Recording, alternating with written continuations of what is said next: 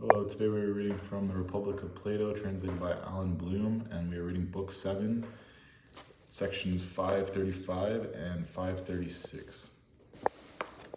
Yes, it is my opinion, he said. Well then, I said, the distribution is still ahead of you. To whom shall we give these studies, and how shall we do it? That's plainly the next question, he said. Do you remember in the former selection of the rulers what sort of men we selected? How could I not remember, he said. Well then, so far as most of the requirements go, suppose that those are the natures that must be chosen, I said. The steadiest and most courageous must be preferred, and insofar as possible, the best looking. But besides this, one must seek for men who are not only by disposition noble and tough, but who also possess those qualities in their nature that are conducive to this education. What do you determine them to be? Keenness at studies, you blessed man, I said. It is a prerequisite for them, and learning without difficulty. For souls, you know, are far more likely to be cowardly in severe studies than in gymnastic. The labor is closer to home in that it is the soul's privately and not shared in common with the body. True, he said. And of course, a man with a memory who is firm and wholly a lover of labor must be sought.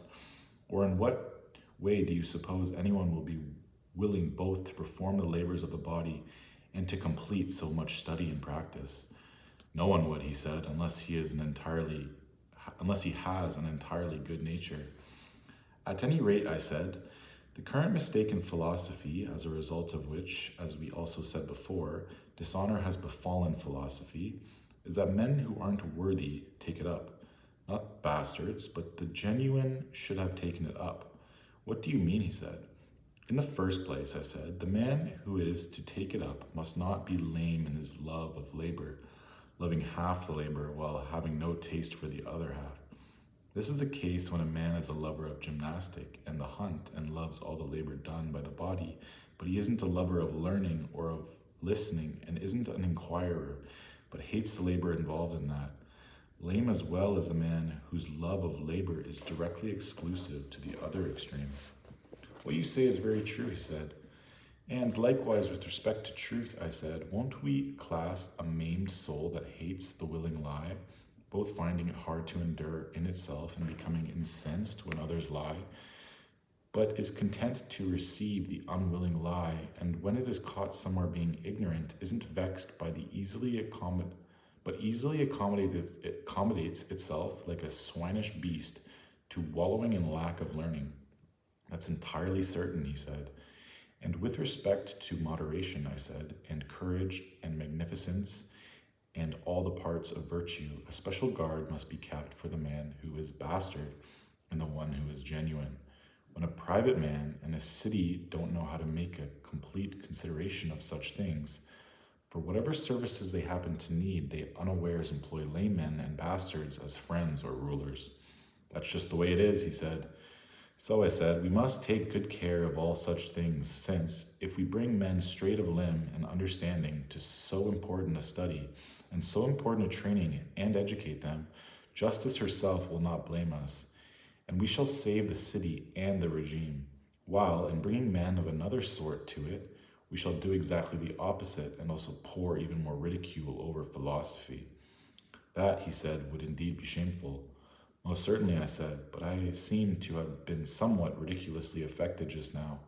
How's that, he said.